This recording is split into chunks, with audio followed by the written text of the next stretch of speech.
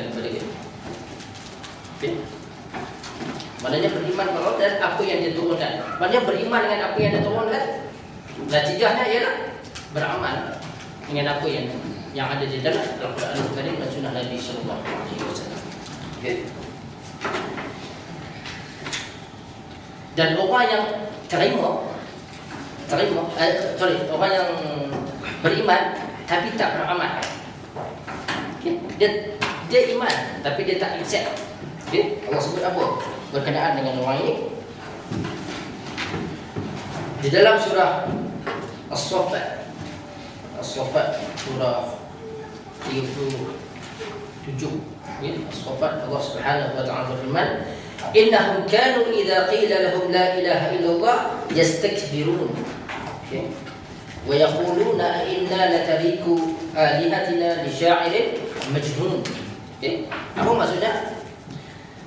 Sesungguhnya bila dikatakan kepada mereka la ilaha illallah, tiada Tuhan melainkan Allah, dia gunakan istikbar. Apa maksud istikbar? La yastakbirun, Tuhan Allah. Istikbar ni maksudnya takabur, sombong, bangga. Okey. Betul Allah sebut di sini, innahum kanu idza qila lahum la ilaha illallah yastakbirun. Mereka penuh rasa bangga. Bukan bangga, sombong. Bangga ni negatif positif. Dia kata, saya bangga jadi rakyat Malaysia ni. Tentu kan. Okay. Proud in English, positif atau negatif? Positif kan? Okay. Kalau yang negatif ni apa? Bukan proud. Arrogant. Ini maksudnya. Istikbar adalah orang yang arrogant. Okay. Faqad al-Tawih.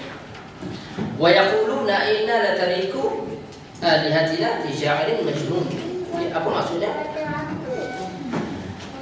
Adakah kami nak tinggalkan Tuhan-Tuhan kami dan ikut majnun? Apa maksud majnun? Orang gila. Itu salah satu tuduhan orang kafir Quraisy terhadap Rasulullah sallallahu alaihi wasallam. Majnun, mad poet apa begitu. Penyair yang Majnun. Ya. Orang Melayu sebut Laila Majnun. Kan? Anak dengan apa nama Majnun kan? Jadi maknanya orang yang ni dia terima tak terima? Tak terima. Dia tak terima. Kata tak la ilaha illallah, Allah sebut. Dia kata la ilaha illallah tapi dia tak terima. Tak jadi. Dan yang terakhir sekali, la ilaha illallah ni syarat dia mestilah menolak apa saja yang disembah selain daripada Allah. Yang kita sebut tadi dalam surah Al-Baqarah tadi, wa man yakfur bit-taghut wa yu'min billah faqad istamsaka bil 'urwatil wuthqa lam tusama laha. Betul, kalau tengok ayat tu tuan-tuan, kita syahadah kita la ilaha illallah, kita sebut ayat itu, kita mula dengan apa dulu?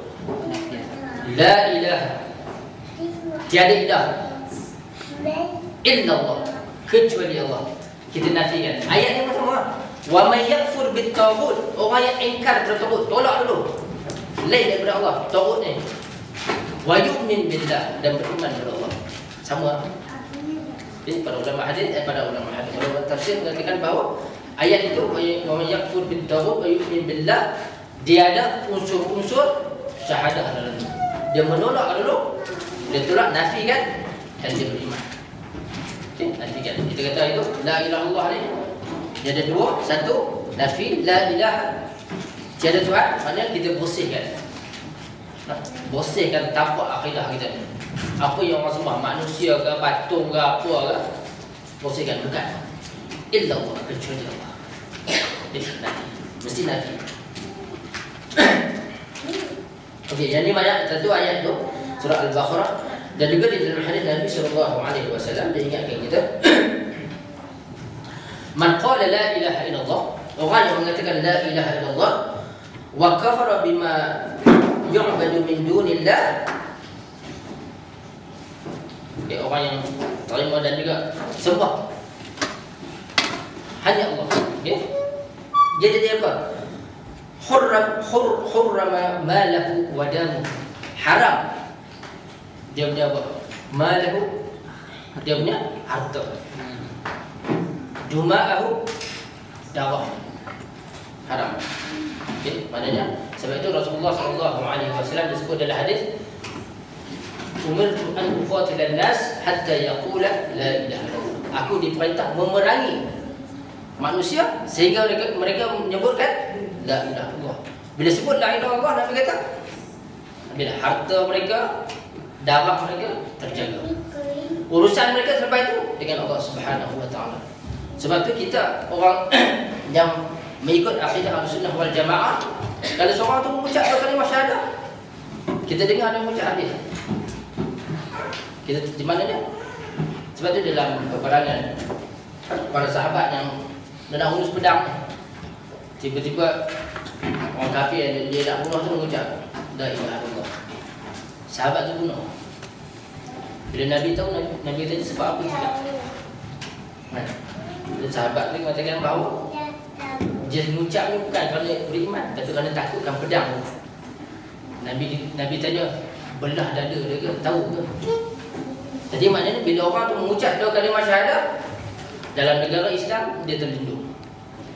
Harta dia, darah dia, urusan dia lepas tu dia dengan Allah Subhanahu wa taala. Sebab tu tuan-tuan dan puan-puan, saya nak sebut sikit lah. Sebelum saya datang sini dulu, heboh tentang orang Perlis. Siapa dah orang Perlis? Betul lah? Ya, betul. Azhar masuk kan. Heboh kata dia masuk Kristian dan macam-macam. Bila saya jumpa dia dengan Dr. Mazhab, kita tanya dia. Dia kata dia masih Islam. Kita terima habis. That's it. Kalau dia kata dia masih Islam. Ada orang tu macam mana Islam tu? Apa Ustaz? Bini dia pun tak kejunuh, dia pun kena pendek. Itu dia berdosa dengan Allah Subhanahu wa taala. Kita tahu dia kata dia Islam.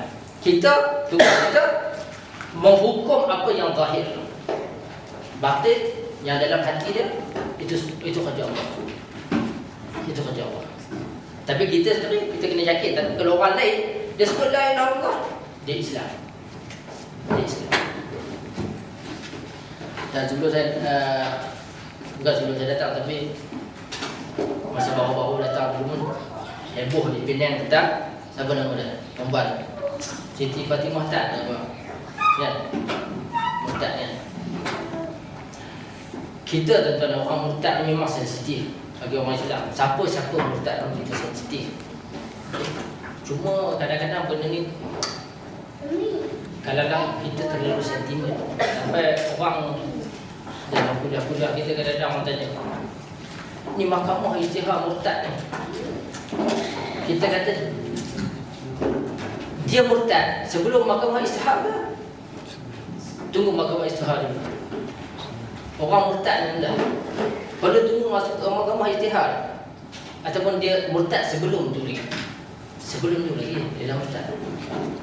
Dia murtad ni keluar perkataan Islam daripada dia punya kad pendalam tak, ataupun sebelum tu? Sebelum tu lagi. Sebelum tu lagi. Jadi kita jangan, kadang-kadang benda ni orang terlalu sentimen. Maknanya dia dah murtad sebelum dia betul lah. Tak perlu tunggu mahkamah ijtihad, tak tunggu kita keluar kalimah Islam daripada kad pendalam. Dia dah murtad. Dia dah murtad. Dari kalangan kita pun kita tak tahu kadang-kadang. Kita rasa dia Islam dan kita hukum dia zahir dia Islam. Kalau dia meninggal, kita ke bumi dia seperti orang Islam. Dia lepas tu dia dengan Allah kita tak tahu. Kita serahkan. Yang tersembunyi kita serahkan kepada Allah. Kita cuma judge yang zahir saja. Judge yang zahir. Dan juga satu lagi berkenaan dengan itu, saya ingatkan diri saya dengan tuan-tuan dan puan. Kalau kita atau di sini mungkin kurang, tapi kadang-kadang di Malaysia kita terima SMS ke email berkenaan dengan isu-isu murtad. Saya nak nasihatkan kepada kita semua, kita jangan mudah nak edarkan. Kita jangan mudah nak edarkan. Sebab Kita tak menafikan